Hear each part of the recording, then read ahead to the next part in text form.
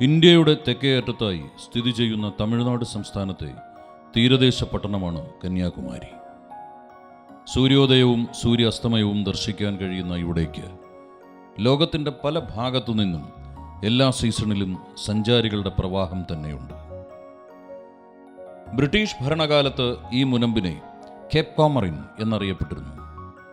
സ്വാതന്ത്ര്യത്തിനു ശേഷം India government Kanyakumari എന്ന് പുനർനാമകരണം ചെയ്തു.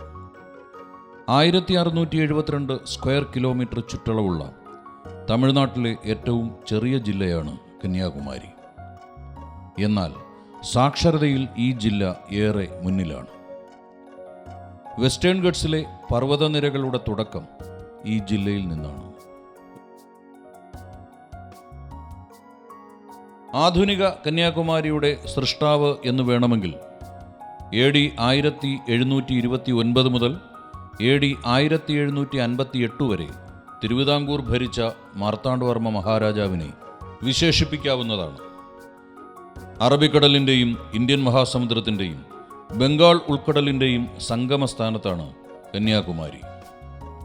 ഭൂമിശാസ്ത്രപരമായി അനുഗ്രഹീത പുണ്യഭൂമിയായ കന്യാകുമാരി മുനമ്പിൽ നിന്നും 100 മീറ്റർ അകലം മാത്രമാണ് വിവേകാനന്ദ സ്മാരകത്തിലേക്ക് ഉള്ളത്.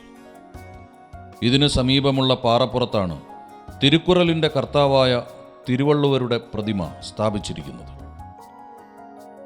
ഈ സ്മാരകങ്ങളിൽ എത്താൻ തമിഴ്നാട് ടൂറിസം ഡിപ്പാർട്ട്മെൻറ്റിൻ്റെ ബോട്ട് സർവീസ് ഉണ്ട്. നിശ്ചിത തുകയ്ക്ക് ടിക്കറ്റുമായി എത്തുന്ന എല്ലാ സഞ്ചാരികളുടെയും സുരക്ഷ ഉറപ്പാക്കുന്നതിനു വേണ്ടി ബോട്ടിൽ കയറുന്നതിന് മുൻപ് ലൈഫ് ജാക്കറ്റ് നിർബന്ധമാക്കിയിരിക്കുന്നു. ബോട്ടിൽ കയറുന്ന എല്ലാ സഞ്ചാരികളെയും ബോട്ടിൻ്റെ സീറ്റിൽ നിർബന്ധമായും ഇരുത്തി സുരക്ഷ ഒന്നുകൂടി ഉറപ്പാക്കുന്നു. ഈ ബോട്ടിൽ കടലിലൂടെയുള്ള യാത്ര വളരെ ആനന്ദദായകം തന്നെയാണ്. വിവേകാനന്ദ സ്മാരകത്തിൻ്റെ കടവിലടുത്താൽ എല്ലാ യാത്രക്കാരെയും സുരക്ഷിതമായി അവിടെ ഇറക്കിയ ശേഷം അതിനു മുൻപ് വന്ന യാത്രക്കാരെ മടക്കിക്കൊണ്ടുപോകുന്നു. ഈ പാറപ്പുറത്തുള്ള വിവേകാനന്ദ സ്മാരക മണ്ഡപം ഇന്ത്യയുടെ സാംസ്കാരിക മൂല്യങ്ങൾ ഉയർത്തിപ്പിടിക്കുന്ന ഒരു അതിമനോഹര നിർമ്മിതിയാണ്. അതിനടുത്തായി കന്യാകുമാരി ദേവിയുമായി ബന്ധപ്പെട്ട ഒരു കെട്ടിടവും അതിന് തൊട്ടടുത്തായി പ്രൗഢ ഗാംഭീര്യത്തോടെയുള്ള തിരുവള്ളുവരുടെ പ്രതിമയും.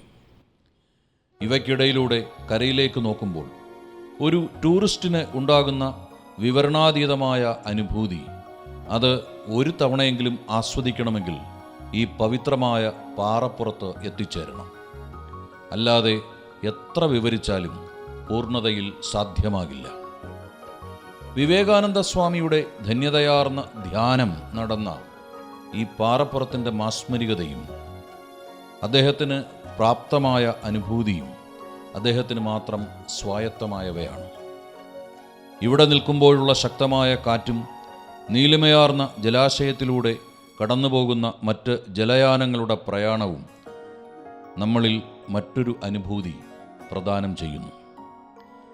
ചിത്രാ പൗർണമി നാളിൽ സൂര്യൻ്റെ അസ്തമയവും പൂർണ്ണചന്ദ്രൻ്റെ ഉദയവും ഒരേ ഹൊറിസോണിൽ ഒരേ സമയം ദർശിക്കാൻ കഴിയുന്ന ലോകത്തെ അപൂർവം സ്ഥലങ്ങളിൽ ഏറ്റവും ശ്രദ്ധേയമായ സ്ഥലവും ഇന്ത്യയിലെ ഒരേ ഒരു സ്ഥലവുമാണ് ഈ കന്യാകുമാരി മുനമ്പ്.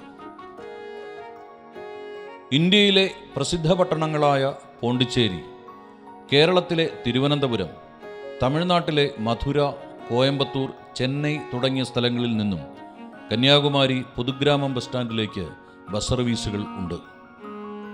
നാഗർകോവിൽ വടശ്ശേരി ബസ് സ്റ്റാൻഡിൽ നിന്നും 21 കിലോമീറ്റർ, തിരുവനന്തപുരം അന്താരാഷ്ട്ര വിമാനത്താവളത്തിൽ നിന്നും 90 കിലോമീറ്റർ, വിഴിഞ്ഞം അന്താരാഷ്ട്ര തുറമുഖത്തു നിന്നും 77 കിലോമീറ്റർ. ഇങ്ങനെയാണ് കന്യാകുമാരിയിലേക്കുള്ള ദൂരക്കണക്കുകൾ. ചേര, ചോള, പാണ്ഡ്യ സംസ്കാരങ്ങൾ പേറുന്ന കന്യാകുമാരി എന്ന പുണ്യഭൂമി തീർത്ഥാടകർക്കും വിനോദസഞ്ചാരികൾക്കും ആത്മനിർവൃതി നൽകുന്ന സ്ഥലമാണ്. കന്യാകുമാരി ദേവിയുടെ നാമം കൊണ്ട് ധന്യമായ ഈ ഭൂമി ഇന്ത്യയുടെ ഏറ്റവും തന്ത്രപ്രധാനമായ ഒരു ഭൂപ്രദേശമാണ്. ലോകജനതയെ ഏറ്റവും കൂടുതൽ ആകർഷിക്കുന്ന ഈ പുണ്യഭൂമിയിലെ പ്രസിദ്ധമായ 2 നിർമ്മിതികളാണ് വിവേകാനന്ദ സ്മാരകവും തിരുവള്ളുവർ പ്രതിമയും. കന്യാകുമാരിയിൽ ത്രിവേണി സംഗമത്തിൻ്റെ കരയിൽ സ്ഥിതി ചെയ്യുന്ന മഹാത്മാഗാന്ധി മണ്ഡപം ഏതൊരു ഭാരതീയനിലും രാഷ്ട്രപിതാവായ മഹാത്മാഗാന്ധിയുടെ സ്മരണ ഉണർത്തുന്നു.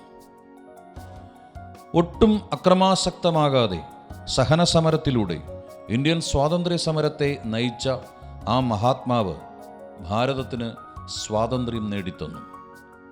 പല ലോകരാജ്യങ്ങളിലെ യൂണിവേഴ്സിറ്റികളിലും ഗാന്ധിസം എന്ന ജീവിത രീതി ഇന്ന് പഠന വിഷയമാണ്. കന്യാകുമാരി മുതൽ കാശ്മീർ വരെയുള്ള ജനവിഭാഗങ്ങളുടെ ഹൃദയം കീഴടക്കി അവരെ ഒരുമിപ്പിച്ച ആ പുണ്യാത്മാവിന് 1 കോടി പ്രണാമം. കേരളത്തിൻ്റെ തലസ്ഥാനമായ തിരുവനന്തപുരത്തു നിന്ന് ഏകദേശം 16 കിലോമീറ്റർ സഞ്ചരിച്ചാൽ കോവളം ബീച്ചിൽ എത്താം. വിഴിഞ്ഞം അന്താരാഷ്ട്ര തുറമുഖത്ത് നിന്ന് 3 കിലോമീറ്റർ ദൂരം മാത്രമാണ് കോവളം ബീച്ചിലേക്ക്. പ്രകൃതിദത്ത തുറമുഖമായ വിഴിഞ്ഞം ഫിഷിംഗ് ഹാർബർ വിഴിഞ്ഞം അന്താരാഷ്ട്ര തുറമുഖത്തോട് ചേർന്ന് സ്ഥിതി ചെയ്യുന്നു. ഒരു കാലത്ത് 1000 രാജാക്കന്മാരുടെ തലസ്ഥാനമായിരുന്നു ഈ പ്രദേശങ്ങൾ. ഹൗവ ബീച്ച്, ലൈറ്റ് ഹൗസ് ബീച്ച്, സമുദ്ര ബീച്ച് എന്നീ 3 പ്രധാന ബീച്ചുകളാണ് ഇവിടെയുള്ളത്. ഈ തീരത്ത് കടലിന് ആഴം കുറവാണ്. ഈ തീരത്തിന് സമീപമായി ഒരു ലൈറ്റ് ഹൗസ് ഉണ്ട്. ലൈറ്റ് ഹൗസ് ബീച്ചിൽ നിന്ന് ഹൗവ ബീച്ചിനെ വേർതിരിക്കുന്ന ഇടമാണ് ഇവിടുത്തെ സൂര്യാസ്തമയ വ്യൂവിംഗ് പോയിന്റ്. മറ്റൊരു ബീച്ചായ അശോക ബീച്ച് സമുദ്ര ബീച്ചിൻ്റെ ഭാഗമായിട്ടാണ് കണക്കാക്കപ്പെടുന്നത്. വിനോദസഞ്ചാരികളുടെ വലിയ തിരക്ക് ഈ ബീച്ചിൽ കുറവായതിനാൽ പൂർണ്ണമായ സ്വകാര്യത ആഗ്രഹിക്കുന്നവർക്ക് ഈ ബീച്ച് വളരെ നല്ലതാണ്. മിക്കവാറും എല്ലാ ഹണിമൂൺ പാക്കേജുകളിലും ഈ ബീച്ച് ഉൾപ്പെടുത്താറുമുണ്ട്. ലോകപ്രശസ്ത കടൽത്തീരമായ കോവളത്ത് വിനോദസഞ്ചാരികളുടെ സാമ്പത്തിക സ്ഥിതിക്ക് അനുസരിച്ചുള്ള റിസോർട്ടുകൾ ലഭ്യമാണ്. കട്ടമരത്തിലെ കടൽ യാത്രയ്ക്കും വള്ളത്തിലെ കടൽ യാത്രയ്ക്കും ഇവിടുത്തെ ബീച്ചുകളിൽ സൗകര്യമുണ്ട്. സൂര്യൻ ജ്വലിച്ചു നിൽക്കുന്ന സായാഹ്നങ്ങളിലെ സൺബാത്ത് വിദേശികൾക്ക് നല്ലൊരു അനുഭവമാണ്. പഞ്ചനക്ഷത്ര ഹോട്ടലുകൾ, വളരെ ചെലവ് കുറഞ്ഞ കോട്ടേജുകൾ, ആയുർവേദ സുഖചികിത്സാ കേന്ദ്രങ്ങൾ, യോഗ, നീന്തൽക്കുളങ്ങൾ, സമ്മേളന സൗകര്യങ്ങൾ എന്നിങ്ങനെ അനന്ത സാധ്യതകളാണ് വിനോദസഞ്ചാരികളുടെ മുന്നിലുള്ളത്. സ്വദേശികളും വിദേശികളുമായ ടൂറിസ്റ്റുകൾ എല്ലാ സീസണിലും കോവളം ബീച്ചിൽ എത്താറുണ്ട്. പഞ്ചനക്ഷത്ര ഹോട്ടലിലെ ഭക്ഷണം മുതൽ കുറഞ്ഞ നിരക്കിലെ വൈവിധ്യങ്ങളായ മികച്ച ഭക്ഷണങ്ങൾ വരെ ലഭിക്കുന്ന സ്ഥലമാണ് കോവളം. അതുപോലെ തന്നെ തിരുവനന്തപുരം നഗരത്തിലെ ലോകോത്തര നിലവാരമുള്ള ഹോസ്പിറ്റലുകൾ വിദേശീയരെ സംബന്ധിച്ചിടത്തോളം വളരെ ചിലവ് കുറഞ്ഞ ചികിത്സാ കേന്ദ്രങ്ങളാണ്. ഇത്തരം വിദേശികൾ മടങ്ങിപ്പോകുന്നതിന് മുൻപ് കോവളത്തെത്തി ഇവിടുത്തെ പ്രകൃതി രമണീയതയും രുചികരമായ കടൽ വിഭവങ്ങളും ആസ്വദിക്കുന്നതും പതിവാണ്. അന്താരാഷ്ട്ര തുറമുഖത്തിൻ്റെയും അന്താരാഷ്ട്ര വിമാനത്താവളത്തിൻ്റെയും തിരുവനന്തപുരം നഗരത്തിൻ്റെയും സാമീപ്യമുള്ള പ്രകൃതി രമണീയതയും പ്രശാന്ത സുന്ദരതയും കോവളം ബീച്ചിനെ വിനോദസഞ്ചാരികൾക്ക് പറുദീസയാക്കി മാറ്റിയിരിക്കുന്നു.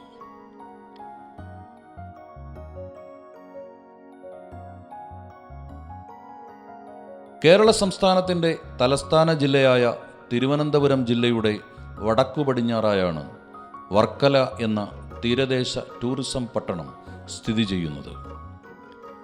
ആർഷഭാരത സംസ്കാരത്തോടൊപ്പം പഴക്കമുള്ള പട്ടണമായ വർക്കല ഒരു തീർത്ഥാടന കേന്ദ്രം കൂടിയാണ്. അനേക നൂറ്റാണ്ടുകൾ പഴക്കമുള്ള ജനാർദ്ദനസ്വാമി ക്ഷേത്രം വർക്കലയ്ക്ക് ദക്ഷിണകാശി എന്ന നാമധേയം കൂടി സമ്മാനിക്കുന്നു. ശില്പരൂപങ്ങൾ കൊണ്ട് ആകർഷണീയമാണ് ഈ വിഷ്ണു ക്ഷേത്രം. പിതൃക്കൾക്ക് തർപ്പണം നടത്തുന്ന പുണ്യഭൂമിയായ ഇവിടം എല്ലാ പാപങ്ങളും ഇല്ലാതാക്കുന്ന പാപനാശിനി കൂടിയാണ്. എത്ര കണ്ടാലും മതിവരാത്ത പ്രകൃതി ഭംഗിയും ഏതുകാലത്തും സുഖശീതളമായ കാലാവസ്ഥയും ഇന്ത്യയിലെ മറ്റേത് സ്ഥലത്തേക്കാളും സഞ്ചാരികളെ വളരെയേറെ ആകർഷിക്കുന്നു. വിദേശീയരും മറ്റ് സംസ്ഥാനങ്ങളിലുള്ളവരും വിനോദസഞ്ചാരികളായി ഇവിടെ എത്താറുണ്ട്. കടൽക്കരയോട് ചേർന്ന് നിൽക്കുന്ന കൂറ്റൻ കുന്നുകളാണ് പാപനാശം കടൽക്കരയുടെ ഏറ്റവും വലിയ സവിശേഷത. ഈ കുന്നിലാണ് വിശാലമായ ഹെലിപ്പാഡ് ഒരുക്കിയിരിക്കുന്നത്. ഹെലിപ്പാഡിൻ്റെ തെക്കേ അറ്റത്താണ് ഗവൺമെൻറ് അധീനതയിലുള്ള പ്രകൃതി ചികിത്സാ കേന്ദ്രം.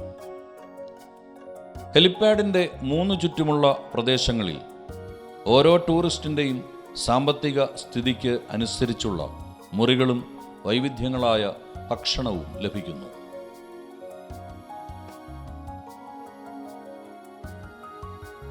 വർക്കലയ്ക്ക് സമീപം ടൂറിസ്റ്റുകളെ ആകർഷിക്കുന്ന ചരിത്ര പ്രാധാന്യമുള്ള കോട്ടയാണ് അഞ്ചുതെങ്ങ് കോട്ട.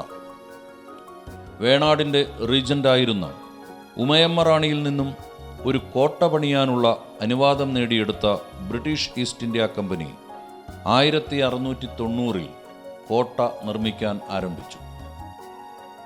1695 കോട്ടയുടെ പണി പൂർത്തിയാക്കി. ചതുരാകൃതിയിലാണ് അഞ്ചുതെങ്ങ് കോട്ട നിർമ്മിച്ചിരിക്കുന്നത്. ചതുരാകൃതിയിലുള്ള 4 കൊത്തളങ്ങൾ കോട്ടയുടെ 4 കോണുകളിലായി കാണാം.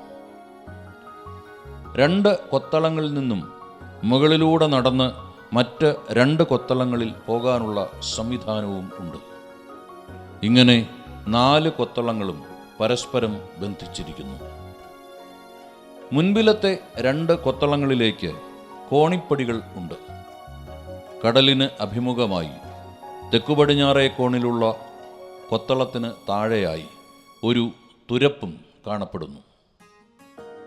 ഈ തുരപ്പ് കടലിലേക്കാണ് പോയിരിക്കുന്നത്. കോട്ടയുടെ ഉള്ളിൽ ഏതാണ്ട് മധ്യഭാഗത്തായി ശുദ്ധജലം ലഭിക്കുന്ന ഒരു കിണറുണ്ട്. കിഴക്കും പടിഞ്ഞാറുമായി 2 പ്രവേശന കവാടങ്ങളുള്ള ഈ കോട്ടയുടെ മുൻപിലത്തെ പ്രവേശന കവാടം ബ്രിട്ടീഷ് വാസ്തു ശില്പകലാ രീതിയിലാണ് പണിതിരിക്കുന്നത്. സുർക്കിയും വെട്ടുകല്ലും കൊണ്ട് നിർമ്മിച്ച അഞ്ചുതെങ്ങ് കോട്ടയുടെ മഹാവിസ്മയം ആ കാലഘട്ടത്തിലെ ബ്രിട്ടീഷ് എഞ്ചിനീയറിംഗ് വൈദഗ്ധ്യത്തിന് ഒരു ഉത്തമ ഉദാഹരണം കൂടിയാണ്. തിരുവിതാംകൂറിൽ ബ്രിട്ടീഷുകാർക്ക് കൂടുതൽ ആധിപത്യം ഉറപ്പിക്കാനും പശ്ചിമതീരത്ത് ബോംബെ കഴിഞ്ഞാൽ ബ്രിട്ടീഷുകാരുടെ ഏറ്റവും പ്രധാനപ്പെട്ട സങ്കേതമാക്കി മാറ്റിയെടുക്കാനും അഞ്ചുതെങ്ങ് കോട്ട അവരെ ഏറെ സഹായിച്ചു. 1721 ഏപ്രിൽ 15 140 ബ്രിട്ടീഷ് സൈനികരുമായി പാരിതോഷികങ്ങൾ നൽകാനായി ആറ്റിങ്ങൽ കൊട്ടാരത്തിലേക്ക് പുറപ്പെട്ട മുഴുവൻ ബ്രിട്ടീഷുകാരെയും തദ്ദേശവാസികൾ കൊലപ്പെടുത്തി. കേരളത്തിൽ ബ്രിട്ടീഷുകാർക്കെതിരെയുള്ള ആദ്യത്തെ സംഘടിത പ്രക്ഷോഭമാണ് ചരിത്രത്തിൽ രേഖപ്പെടുത്തിയ ആറ്റിങ്ങൽ കലാപം. പൗരാണിക കാലഘട്ടത്തിലും രാജവാഴ്ചക്കാലത്തും രാഷ്ട്രീയ സാമൂഹ്യ ജീവിതവുമായി കോട്ടകൾക്ക് വളരെയേറെ ബന്ധമുണ്ട്. അതുകൊണ്ടുതന്നെ ഇത്തരം ചരിത്ര സ്മാരകങ്ങൾ മനുഷ്യ സംസ്കാര പുരോഗതിയുടെ നാഴികക്കല്ലുകളായി ചരിത്ര വിദ്യാർത്ഥികളെയും വിനോദസഞ്ചാരികളെയും എക്കാലവും ആകർഷിക്കുന്നു.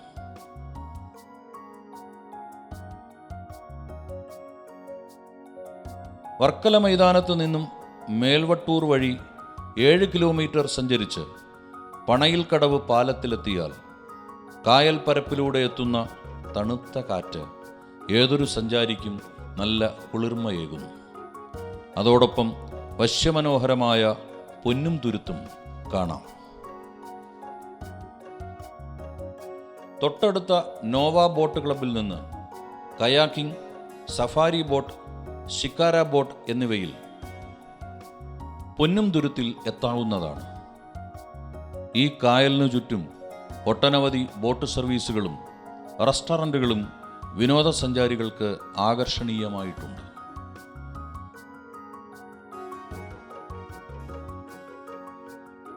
വർക്കലയിൽ നിന്ന് 7 കിലോമീറ്റർ സഞ്ചരിച്ചാൽ കായലും കടലും തൊട്ടുരുമി നിൽക്കുന്ന കാപ്പിൽ ബീച്ചിൽ എത്താം.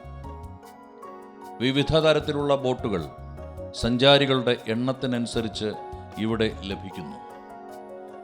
ഇടവ നടയറ കായലിനോട് ചേർന്നുള്ള ഈ പ്രദേശം പരവൂർ കായലുമായി ബന്ധിപ്പിച്ചിരിക്കുന്നു. കേരളത്തിലെ തൃശൂർ ജില്ലയിൽ ഗുരുവായൂർ ക്ഷേത്രത്തിൽ നിന്ന് 2 കിലോമീറ്റർ അകലെ കോട്ടപ്പടി എന്ന സ്ഥലത്താണ് പുന്നത്തൂർ കോട്ട. കേരളത്തിലെ ഏറ്റവും വലിയ ആന വളർത്തൽ കേന്ദ്രങ്ങളിൽ ഒന്നായ പുന്നത്തൂർ കോട്ട ഗുരുവായൂർ ദേവസ്വത്തിൻ്റെ ഉടമസ്ഥതയിലാണ്. കേരളത്തിലെ ശ്രീകൃഷ്ണ ക്ഷേത്രങ്ങളിൽ പ്രഥമ സ്ഥാനത്തുള്ള ഗുരുവായൂരപ്പന് തൻ്റെ ഭക്തർ നടക്കിരുത്തിയതാണ് 38ഓളം വരുന്ന ഇവിടുത്തെ ആനകൾ. ഈ ആനകളിൽ നിന്ന് തിരഞ്ഞെടുക്കുന്ന കുറച്ച് ആനകളെ ഉപയോഗിച്ച് ഗുരുവായൂർ ക്ഷേത്രത്തിൻ്റെ കൊടിയേറ്റം കഴിഞ്ഞാൽ അന്നു വൈകിട്ട് 3 മണിയോടെ ആനയോട്ടം എന്ന ചടങ്ങ് നടത്തുന്നു. ആനയോട്ടത്തിലെ വിജയിയാണ് ഉത്സവനാളുകളിൽ ശീവേലിക്കും വിളക്കുകൾക്കും തിടമ്പ് ഏറ്റുന്നത്. കേരളത്തിലെ ഒട്ടുമിക്ക ക്ഷേത്രങ്ങളിലും ആനകളില്ലാത്ത ഒരു ആഘോഷവും ഇല്ലെന്ന് തന്നെ പറയാം. ടൂറിസ്റ്റുകളെ വളരെയേറെ ആകർഷിക്കുന്ന ഒരു സ്ഥലമാണ് ഗുരുവായൂരിലെ പുന്നത്തൂർ കോട്ട. കേരളത്തിലെ പാലക്കാട് പട്ടണത്തിൻ്റെ ഹൃദയഭാഗത്തായി സ്ഥിതി ചെയ്യുന്ന കോട്ടയാണ് പാലക്കാട് കോട്ട. ഈ കോട്ട പുരാണ കാലഘട്ടം മുതലേ നിലനിന്നിരുന്നു എന്ന് വിശ്വസിക്കപ്പെടുന്നു. കോട്ടയുടെ ആദ്യ കാലഘട്ടങ്ങളെക്കുറിച്ച് വളരെ കുറച്ച് വിവരങ്ങളെ നിലവിൽ ലഭ്യമായിട്ടുള്ളൂ. ഇവിടുത്തെ ഭരണാധികാരിയായിരുന്ന പാലക്കാട് അച്ഛൻ സാമൂതിരിയുടെ ഒരു ആശ്രിതനായിരുന്നു. എന്നാൽ 18-ാം നൂറ്റാണ്ടിന് മുൻപ് അവിടുത്തെ സ്വതന്ത്ര ഭരണാധികാരിയായി. 1757 അദ്ദേഹം സാമൂതിരിയുടെ ആക്രമണ ഭീഷണി ചെറുക്കാൻ മൈസൂർ രാജാവായിരുന്ന ഹൈദരാലിയുടെ സഹായം അഭ്യർത്ഥിച്ചു. തന്ത്രശാലിയായ ഹൈദരാലി ഈ സന്ദർഭം വിനിയോഗിച്ച് ഈ കോട്ടയും പ്രദേശങ്ങളും പിടിച്ചെടുത്തു. 1766 ഹൈദരാലി ഈ കോട്ട വിപുലീകരിച്ചു. 1768 കേണൽ വുഡിൻ്റെ നേതൃത്വത്തിൽ ബ്രിട്ടീഷുകാർ ഹൈദരാലിയിൽ നിന്ന് കോട്ട പിടിച്ചെടുത്തു. മാസങ്ങൾക്കുള്ളിൽ ഹൈദരാലി കോട്ട തിരിച്ചുപിടിച്ചു. 1782 ഹൈദരാലിയുടെ മരണശേഷം പുത്രനായ ടിപ്പു സുൽത്താൻ മൈസൂർ ഭരണം ഏറ്റെടുത്തു. 1783 ബ്രിട്ടീഷുകാർ കേണൽ ഫുൾ ആർട്ടിൻ്റെ നേതൃത്വത്തിൽ 11 ദിവസം കോട്ട വളഞ്ഞുവെക്കുകയും കോട്ട പിടിച്ചെടുക്കുകയും ചെയ്തു.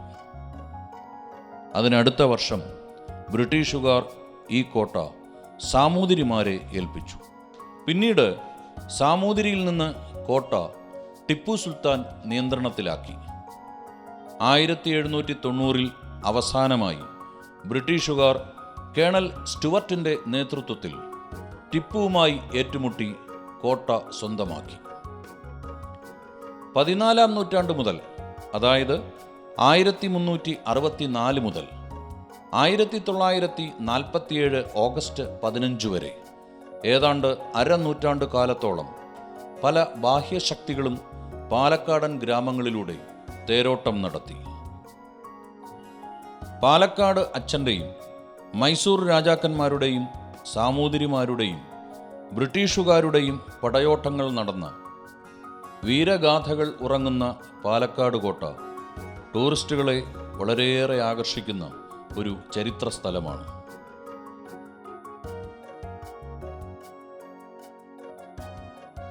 വിനോദസഞ്ചാരികളെയും തീർത്ഥാടകരെയും ഒരുപോലെ ആകർഷിക്കുന്ന സ്ഥലമാണ് വർക്കല ശിവഗിരി. മതമേതായാലും മനുഷ്യൻ നന്നായാൽ മതി എന്നു പറഞ്ഞ ശ്രീനാരായണ ഗുരു കേരളത്തിലെ ആധ്യാത്മിക ആചാര്യന്മാരിലെ മഹത് വ്യക്തിത്വമാണ്. ശിവഗിരിയിലെത്തുന്ന ഏതൊരാളും ആദ്യമെത്തുന്നത് ശാരദാമഠത്തിലാണ്. എല്ലാ വർഷവും പൂജവയ്പ്പിനോടനുബന്ധിച്ച് കുട്ടികളെ ഇവിടെ എഴുത്തിന് ഇരുത്താറുണ്ട്. ശ്രീനാരായണ ഗുരുദേവൻ കൊളുത്തിവെച്ച വിജ്ഞാനത്തിൻ്റെ ഹരിശ്രീ കുറിക്കുക എന്നത് ഏതൊരു തീർത്ഥാടകനിലും പുതുതലമുറയെ വാർത്തെടുക്കുന്ന പുണ്യപ്രവൃത്തിയുടെ ഉത്സവമായാണ് കണക്കാക്കപ്പെടുന്നത്. ജാതീയമായ ഉച്ചനീചത്വങ്ങൾ കൊടികുത്തി നിന്ന നാളുകളിൽ മനുഷ്യനെ മനുഷ്യനാക്കാൻ പ്രയത്നിച്ച യുഗപുരുഷൻ, ഒരു പീഡ ഉറുമ്പിനും വരുത്തരുത് എന്ന് പറഞ്ഞ മഹാഗുരു, മഹാത്മാഗാന്ധിയെയും രവീന്ദ്രനാഥ ടാഗോറിനെയും പോലുള്ള മഹാത്മാക്കൾക്ക് തൻ്റെ വിജ്ഞാനം പകർന്നു നൽകിയതിൻ്റെ ഫലമായി സ്വാതന്ത്ര്യ സമരത്തിന് പോലും ഒരു ദിശാബോധം ഉണ്ടായി. വർക്കലയിലെത്തുന്ന ഏതൊരു വിനോദസഞ്ചാരിയും പരിപാവനമായ ശിവഗിരി എന്ന പുണ്യഭൂമി കൂടി സന്ദർശിച്ചാണ് മടങ്ങാറുള്ളത്.